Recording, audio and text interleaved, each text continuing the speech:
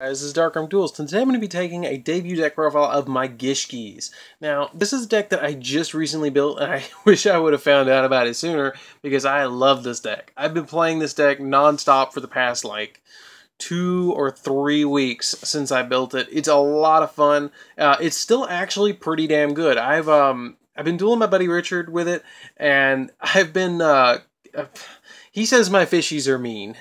He may comment down below and, confirm that. But they're really, really fun. They're a lot of fun. Yugioh is just humongous. 3200. I've been kicking the crap out of Cosmos with this. I played a little bit on it with Yugioh Pro and played against a couple of decks, and it's a lot of fun to play with. Very, very consistent, actually, with all the searching in the deck. But let's get straight into it, and I'll show you just how consistent it is. So, first off, we're going to always play 3 copies of Yugioh. Yugioh is the boss monster of the deck. He is amazing. When he is on the field, once per turn per Yugioh. It doesn't say you can only activate Yugioh's effect once per turn, but it's his own. Like if I have 3 of them on the field, I can activate all 3 of them individually. But his effect is that once per turn, I can draw a card, and then if it's a Gishki monster, I can shuffle 1 card on the field from the deck. So, it doesn't target. And as DP Yugioh says, Ignister! So, yeah, there we go. I'm not stealing his stuff, I'm just saying it does. Then we play 1 copy of Gishki Mind August. Mind August used to be in a big combo and a big loop, and I just want to note, this is Shatter Rare, and I think it's pretty. Anyways, its effect is that when it's ritual summoned, I can select up to 5 cards in the graveyard and return them to the deck. So he's kind of like a Pot of Everest, but he's a 2500 attack monster and you don't get to draw. He helps out late in game. You can search for him and then go off with him. He really helps out in the deck to flip our shadows and visions back into the deck so we can keep playing if we need to.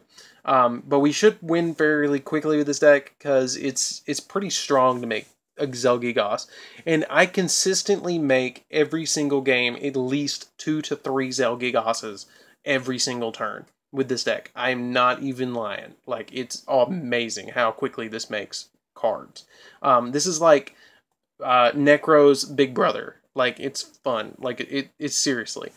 But that's it for the rituals. I'm going to move these to the side so we can get into the monsters because we play quite a few monsters. I'm going to slide these right up here so we can keep them in view.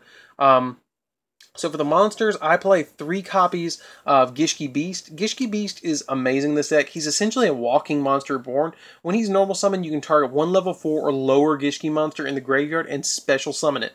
So he helps us with our Bahamut Shark plays and our, what's his name? Hope Woven Dragon Spider Shark plays. So he's really, really good. He's a quick rank 4, and he can actually bring back any Gishki monster that's level 4 or lower, which is amazing.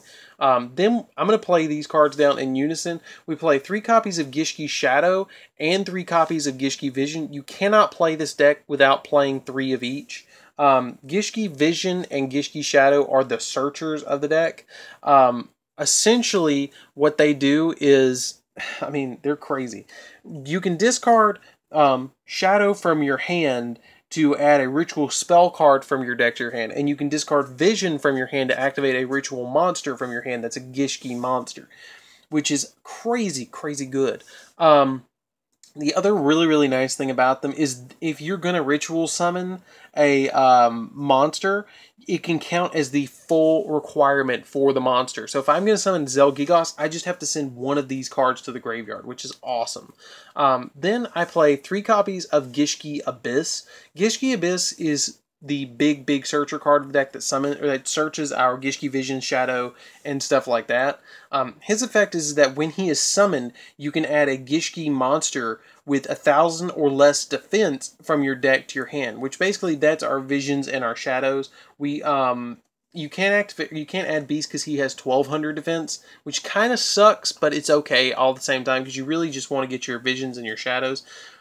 You can also add your Yugioh. You can't add Eva Gishki Mind August because it has 2,000 defense, but Yugioh has 0 defense, so you can add him. For the last couple of monsters, we play 1 Deep Sea Diva because it is a water deck, and you can bring back Sea Serpent monsters, so that's going to be your Gishki Visions. And then you can bring out your Betuneful Princesses. Betuneful Princesses at 2 is great because when it's normal or special summon, you can banish it from your field to special summon 1 level 4 or lower fish monster, which is your Vision. And then if you do, with Vision, it A, thins the deck, and B, it lets you search off to grab one of these guys, which is really, really great. Or a Gishki, Zelgigos. Then for the final little tech card, I play one Gen X Birdman to help me go into 7 plays with our Gishki Beasts or stuff like that. He's really easy to get off in this deck because if you summon your Gishki Abyss and he's dead on the field, you can pop him back to your hand to then special summon a Birdman. And just at 1, he's not that big of a deal, and he doesn't cause that many problems just being at 1 in this deck. He's really he helps the consistency of the deck and helps me with a couple of synchro plays. But that's it for the main deck. That's it for the monsters. Let's get into the spells and traps. So we're going to play 3 copies of the awesome card itself, Gishki Aqua. Now this is one card that I am going to read to you guys. This card can be used to ritual summon any Gishki monster. You must tribute monsters from your field or hand whose total level equal the level of the ritual summoned monster. All ritual cards say that, but the thing that is important is your Gishki Visions and Shadows count for the full requirements, like I said, so we're really not worried about that. Then you can shuffle this card from... Its other effect is that you can shuffle this card from your graveyard into the deck to target one of your Gishki ritual monsters in the graveyard and return it directly to your hand, which is crazy, crazy good. Because with this, if you have like a Shadow in the hand and a Vision in the hand, you discard them both, add a Zelgigos and an Aqua, and you've already got a Zelgigos in hand, you activate the Aqua, send one of the Zelgigoses to the graveyard, summon a Zelgigos, or a Zelgigos from your hand, activate this effect, shuffle it back in the deck, add the Zelgigos back to hand, and then you've got another play to roll into later, which is how I get into all my Gishki monsters. Then self-explanatory, we play 1 Raigeki, we play 2 Twin Twisters just to kind of handle back row. We play 2 copies of Forbidden Lance. Now, let me explain this. It makes our Zelgigoses protected. He goes down to 2,400, but it protects him from spell and trap cards that would, cause him harm and stuff like that and get rid of him. So I do play 2 copies of Lance because we do want to protect him as much as possible to get his effect off. But it's really good. He does cost 1,000 to activate his effect, but, with Lance, it's not that big deal. Plus, we can OTK our opponent a little bit by using this to bounce down their attack, because some of our Gishki monsters don't have that much attack, so you can use this as a attack loss for your opponent as well.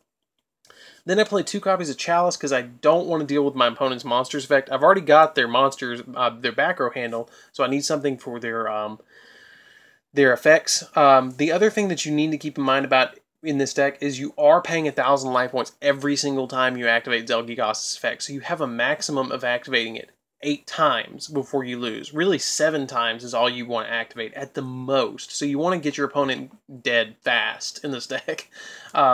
So you want to, you don't want to pay life points, so I choose to play this over my Solemn Strikes because Strike just pays 1,500, and that's 1 time that I could be activating his effect to bounce something.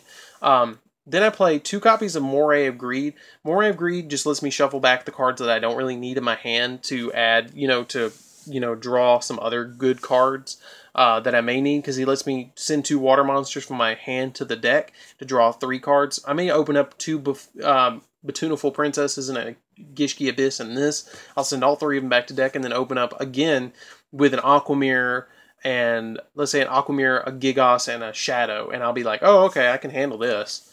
Then, for our Monster Reborns, essentially, we're playing 3 copies of Surface. Surface is crazy in this deck because you can target 1 level 3 or lower Sea Serpent, Fish, or Aqua Monster, which is all we're playing. They should have just said Water Monster in your graveyard and special summon in defense position, which is pretty much anything in the deck besides our Ritual Monsters or our Gishki Beast. Everything else, and the Gen X Birdman. Everything else is level 3 or lower, which really just, it's crazy easy to go into. Then for the last 3 spell cards, we're playing 3 copies of Salvage. Salvage's effect is I can target 2 water monsters with 1,500 or less attack in my graveyard and add them to my hand. So he's a +1 because I get to add 2 of them back to my hand. You always want to play this at 3. He's easy to get. The only thing, again, is your 3 ritual monsters and your Birdman is the only thing you cannot add back, which isn't even that big a deal. You don't even really need to add back your Birdman. But that's it for the spells. I only play 2 traps in the deck, and that is a Torrential and a Solemn. I only play the Solemn in emergencies, and the Torrential helps me to really quickly blow my opponent's board. But I really don't think you need Strike in here. I just really don't. So I don't play it. I mean, I hesitate to even activate my Warning. It's just one of those, if they're summoning something humongous that I can't deal with, I activate Warning. That's the only time I activate Warning. So play this sparingly if you do play it. Then for the extra deck, I play, for my rank 10s, I play 1 copy of Super Dreadnought Cannon, Super Dora, because it's humongous and it's hard to get past by a lot of decks. Like, a lot of decks have a problem with this. You can detach a card to target 1 monster on the field and make it immune to any other effect besides itself, which is amazing. Gustav Max, because I may need to burn my opponent. If I didn't kill them in the main or the battle phase, I can burn them for an additional 3 or 2k, which is crazy. I play the Spider Engine, which is a Ravenous Tarantula, a Pain Gainer, and a 7 Sins. Really, I only go into Ravenous Tarantula because by me paying all these life points, I'm going lower than my opponent.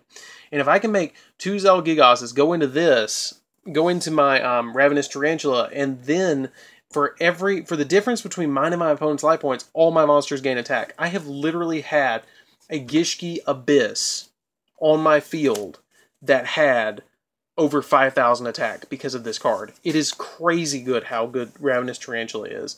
But we do play the other spiders just in case we do need to rank up into them to make, you know, a quick 4k beater.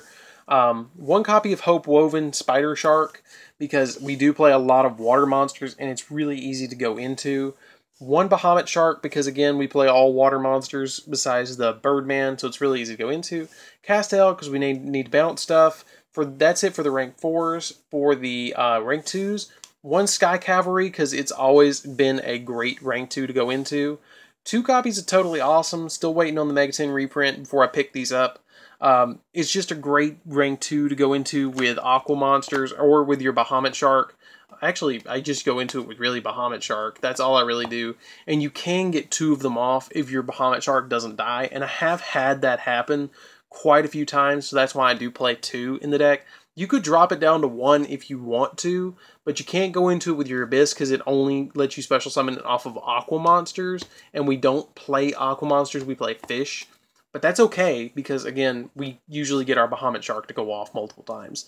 And if you want to, you can even drop Castel and play 2 Bahamut Sharks in this deck, which you can, but I'm not going to. Then for the quick Synchros, we play 1 copy of Crystal Wing or Clear Wing, because it's easy to go into a Birdman and a Beast with this. 1 Black Rose, same reason.